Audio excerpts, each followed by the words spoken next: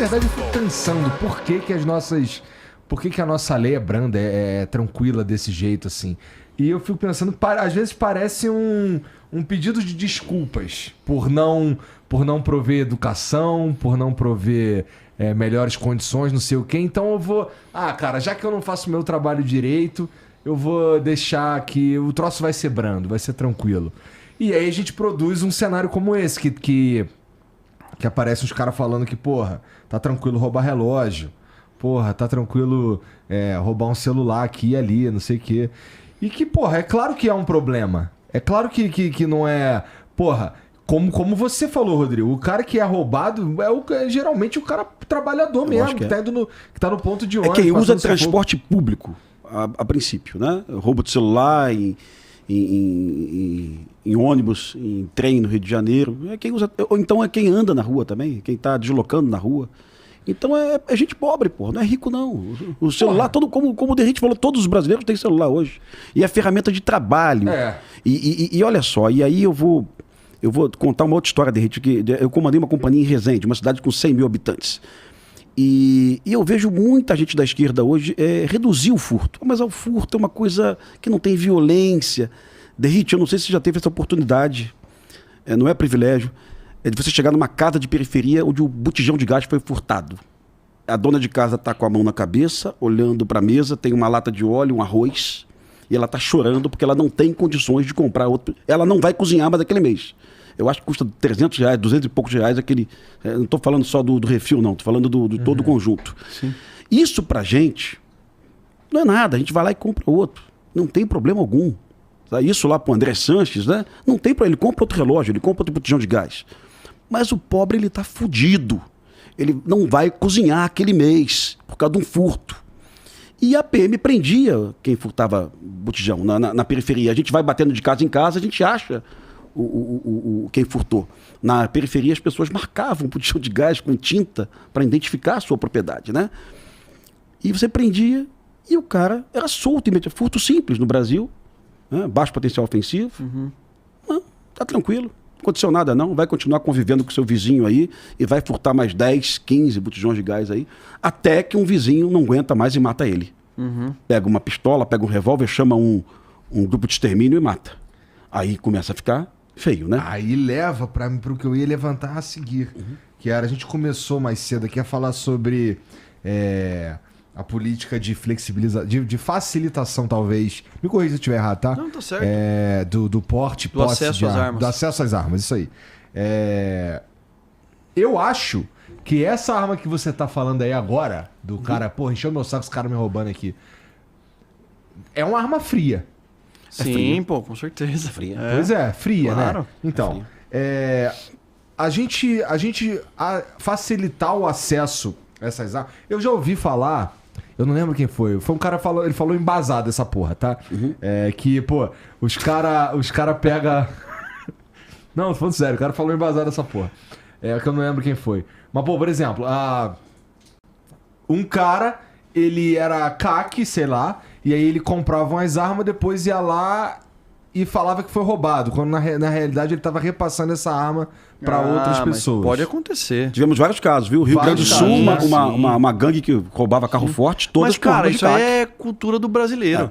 Ele vai encontrar um jeito de, pô, dá pra ter acesso aqui, eu vou dar um jeito de desviar. Mas isso é exceção da exceção, pô. Isso me leva a um ponto que eu já conversei com algumas pessoas sobre isso. Em geral, as pessoas são contra. Pelo menos metade da população brasileira é contra ao acesso.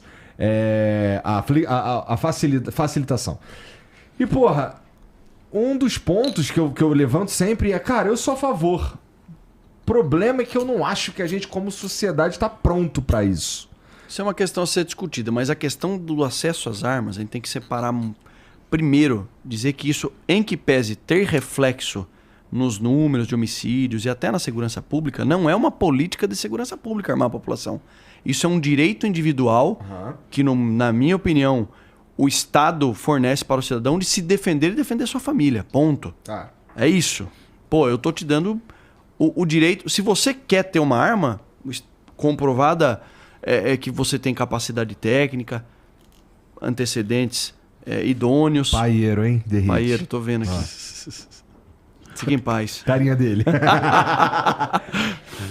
Comprovado toda essa condição, que no Brasil possui uma legislação, uma das mais rígidas do mundo, é o direito individual da pessoa se defender e defender sua família. Não tá, a gente tá falando de armar a população pro cara sair dando mão pra cabeça na rua e ajudar a polícia pra reduzir índice criminal. Não é isso. Entendeu? Isso tem que separar, tem que ser muito bem pontuado. Mas quando uma arma é um artigo caro, não é? Assim, vamos lá, fiz todos os trâmites, eu posso comprar uma arma. Pra fazer todos esses trâmites eu gasto uma grana e pra comprar uma arma eu gasto uma grana maior ainda, Sim, né? Dependendo da pistola nacional hoje, R$5.000. Por aí. Uma nacional, 5 pau. Pois é, pensei que fosse mais caro. Não é um troço assim, entre pagar o aluguel e comprar uma arma, a galera vai preferir pagar o aluguel. E ele vai gastar ele vai gastar muito mais que isso, tá? Ele vai preparar a documentação, ele vai realizar um exame psicológico, o curso de tiro, ele vai gastar em torno de uns R$10.000. No decreto anterior do presidente, ele tinha que ser filiado a um clube de tiro, o cara vai praticar, enfim. É uma série de condições, em especial, assim, a comprovação técnica e psicológica do cara possuir e portar uma arma de fogo, que não é qualquer pessoa que vai ter acesso. Eu entendo a preocupação, o brasileiro não está preparado, etc e tal. Acontece que hoje o benefício da dúvida não existe, ela é favorável ao criminoso. O criminoso ele faz o seguinte: por que reduziu bastante o número de homicídios praticados por arma de fogo? Vamos supor que você seja um criminoso, tá? Eu moro em Osasco e o Pimentel mora em Carapicuíba, certo? Em Osasco, supondo que a legislação fosse municipal, né, e não nacional. Em Osasco, o acesso à arma é liberado e 90% da população possui arma de fogo em casa. Em Carapicuíba existe uma restrição gigantesca. Você é um criminoso que rouba a residência. Onde você vai roubar? Em Carapicuíba. É isso que acontecia no Brasil historicamente.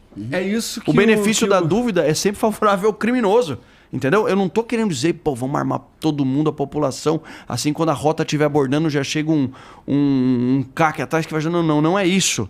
Só que eu entendo que conceder o direito de autodefesa ao cidadão idôneo, eu acho que... Bom, eu tendo a concordar com isso. Mas assim, se a gente for levar em consideração... Eu sei que existem testes psicológicos, eu sei que existe tudo isso.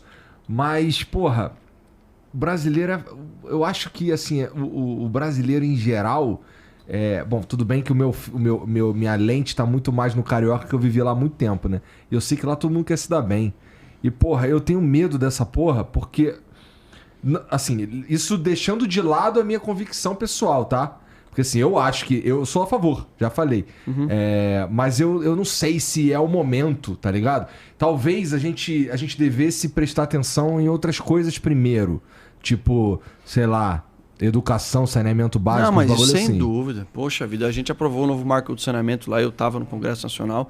Cara, 100 milhões de brasileiros não tinham acesso a água e esgoto tratado, pô. E nesse sentido... Isso aí é o básico do básico. A gente não tem o básico, eu concordo com você. Nesse sentido, por exemplo, eu discordo com que um presidente, e que no caso o ex-presidente Bolsonaro, ele levante isso como uma bandeira principal. Porque eu acho que isso é terciário. Sabe? Eu acho que isso vem depois de um montão de coisas, assim como eu sou a favor da liberação das drogas.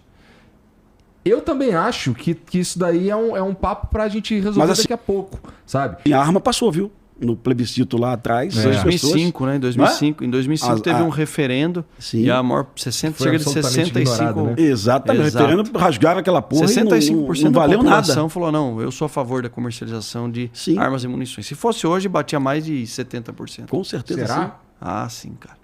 Agora, lamentável. Eu lembro aquelas imagens... que associa muito essa questão da arma, especificamente, ao Bolsonaro. E acho que só por causa disso... Só por ele ser associado a essa pauta, talvez a gente não chegaria a esse número, eu acho. Tá? O Derrite, eu fui RJTV durante 5 anos no Rio de Janeiro. Eu fazia só matérias de segurança pública, Bom Dia Brasil também. E eu tinha uma paixão por essas matérias de armas, né? Essa ocorrência de Sinop agora me deixou arrasado, né? Aquele vagabundo que tinha lá um registro da arma dele, comprou a arma... Ele estava acompanhado de um bandido, tá? Mas a arma dele era registrada. Ele matou 7 pessoas em Sinop, né? Matou uma menininha de 12 anos, um covarde. Tomara que morra na cadeia, aquele filho da puta. Mas eu acompanhava as ocorrências policiais E 2 ocorrências me chamaram a atenção no Rio de Janeiro. Eu até colocarei isso num livro futuramente. Um dono de um quiosque na cidade de São Gonçalo, que comprou uma arma porque disse que o quiosque era assaltado. E em uma semana ele matou um cliente, porque o cliente ficou devendo R$5 para ele, numa dívida de cachaça. E um morador do bairro do Grajaú, que comprou uma arma também registrada, que disse para mim que o bairro estava com altíssimo índice de roubo de residências. Eu falei, não, mas eu estou vendo aqui no ISP, não tem roubo de residência no teu bairro há 2 anos, 3 anos, né? Não, mas tem muito roubo aqui e tal. E ele discutiu com a vizinha em função de ela lavando o quintal, a água escorreu para a casa dele. Ele entrou, pegou a arma e matou a vizinha. Essas 2 ocorrências me chamaram a atenção porque essas pessoas tinham comprado a arma 10, 15 dias antes, tá? Eles estavam, parece que aquilo estava planejado, sabe? Então, realmente, eu tenho um cuidado aí. Eu disse uma vez na Veja, uma vez, Páginas Amarelas, o cara que encostou deu um peteleco na mulher, para mim, na minha opinião. Ah, mas foi há 10 anos, há 15 anos. Foda-se. Nunca mais tu pode comprar uma arma. E o Brasil hoje tem milhões de homens que responderam a Maria da Penha. Milhões de homens, tá? Pode dar arma pra esses caras. Não pode de jeito nenhum. Esse cara pode passar no teste que passar. E eu acho que o cara que dirige embriagado... Eu acho que é uma trava se o cara não tem a lucidez, o cara não tem a lucidez de entender que o carro é uma arma e ele dirigiu embriagado, se fudeu, meu amigo. Caiu no bafômetro, arma nunca mais. Você não tem o discernimento de entender que na não pode verdade, em países onde tem uma flexibilização maior que os Estados Unidos, por exemplo, o cara pode andar armado na rua. É o seguinte, só que se ele sacar arma em público, o cara vai pra cadeia mesmo, entendeu? Ao mesmo tempo que ele flexibiliza, ele pune de maneira mais severa aquele cara que extrapola esse direito que ele tem lá. E a outra coisa aqui que... vocês estão falando que as leis aqui, elas são meio merda, né? Então a gente faz uma parada dessa aqui, a gente tem um problema. Igor, né?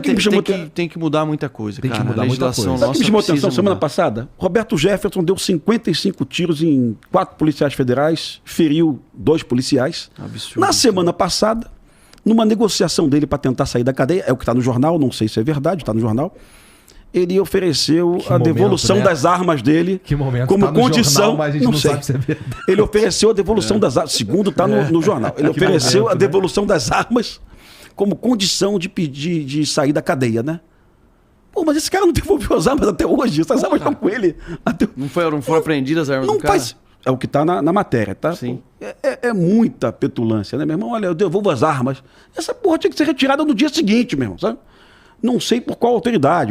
Devolve isso aqui. Nunca mais você vai ter arma na sua vida. Não, cara, e o cara atirar em policial. Tentou matar 2 agentes da lei, né? Tá louco. O policial tá lá cumprindo o papel dele, meu. Isso não tem cabimento, isso é inadmissível. Não, eu acho que Roberto Jefferson e Carla Zambelli foram os principais cabos eleitorais do Lula, inclusive, né? Sem dúvida. Cara, na última semana, né? Sem dúvida. E, cara, assim, mas eu vamos lá, de novo. Do ponto de vista ideológico, eu sou a favor, cara. Mas... Também. Mas não sei. Só lembrando aqui, na ocorrência da Zambelli, um policial efetuou um disparo para cima. Disparo em via pública. Já na lei do desarmamento, ele não é culposo, é sempre doloso. Então não existe possibilidade do policial sacar a arma e dar um tiro para cima. Para o bandido parar de correr, não existe isso. Tiro é para repelir injusta agressão atual iminente. Pronto, final. Então, naquela ocorrência ali, o policial foi preso pelo delegado, autuado, o policial, não era um policial militar ele, né? Acho que é um cabo da PM, se eu não me engano. E aquilo foi muito vergonhoso, porque a outra etapa também, crime de baixo potencial ofensivo, 9.099, ninguém será preso por crime de baixo potencial ofensivo. E calúnia, injúria, o que for, é baixo potencial ofensivo. E ela manteve o cidadão preso. O cara xingou ela está presa, vai aguardar a PM aqui. Então ali está tudo errado, sabe? Aquilo...